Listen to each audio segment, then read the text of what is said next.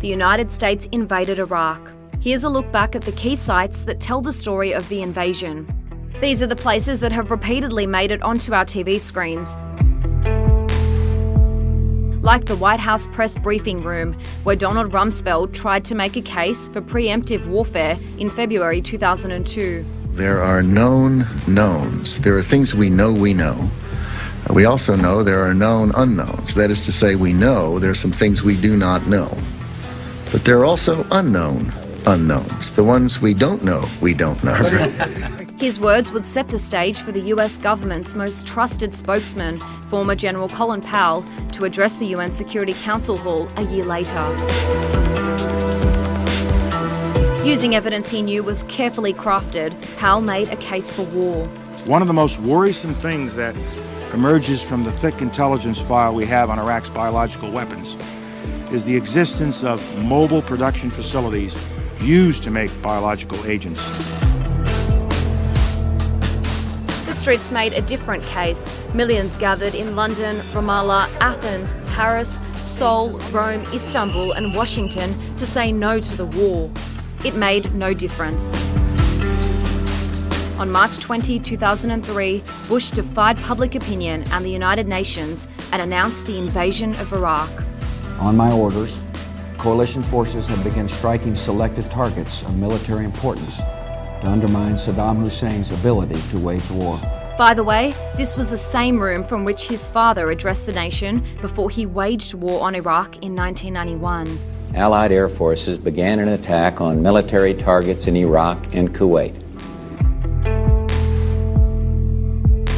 Both father and son had a vested interest in the oil refineries of Iraq, like this one in Baji, the largest in all of Iraq. It was one of the first sites captured by the Americans in March 2003. In the years to come, Baji would be traded back and forth between the US forces, Daesh, and US-trained Iraqi forces. American statesmen talked a lot about freedom for the Iraqi people. We will, in fact, be greeted as liberators. And paid special attention to their symbols, like the hype around Baghdad's Firdaus Square, where Saddam's statue was torn down. The networks liked it. The White House loved it. A classic image of liberation from a dictator. 6 months later, Saddam Hussein was found hidden in his bunker at a farmhouse about 10 miles south of his hometown, Tikrit. He would later be executed in December 2006. Eventually, over 191 US military installations would cover all of Iraq. The United States and Britain would hold the most military personnel, while other countries from the Coalition of the Willing provided assistance. But not all soldiers were in the military. Many were private contractors for Blackwater. Blackwater did most of the dirty work for the US government and received over $1 billion from the US State Department for Iraq alone. The US Army had dirty work of its own.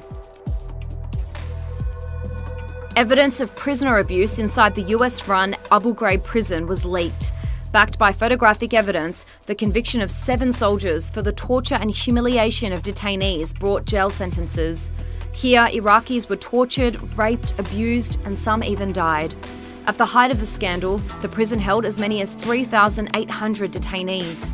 Today, the war is estimated to have cost the US nearly $5.6 trillion. For Iraqis, the cost is much higher. Over 1 million lives have been lost.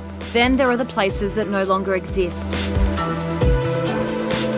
like the National Museum of Antiquities in Baghdad that was looted and destroyed. An estimated 80% of the 170,000 artefacts stored at the museum were either destroyed or stolen. The destruction of the museum coincided with lawlessness and chaos. Millions fled the city. This happened throughout the country, in Mosul, in Ramadi, in Tikrit, in Fallujah. ضربتنا الطيارات بصواريخ فاشتريت 14 شهيد من بيت واحد من عائلة واحدة وما خلوا ومنعونا من إنقاذهم إلى الصبح على الساعة 6:30 الصبح. In that city, the toxic chemicals used in the US strikes have affected Iraqi lives for generations to come. With documented birth defects and higher rates of infant mortality, they left an impact that will reverberate in the years to come. For the Americans, the story ended in 2011 when the Obama administration pulled out of Iraq. For Iraqis, the story of this war continues to be lived in their cities, their homes, the borders they cross to flee, and in the absence of places they no longer populate.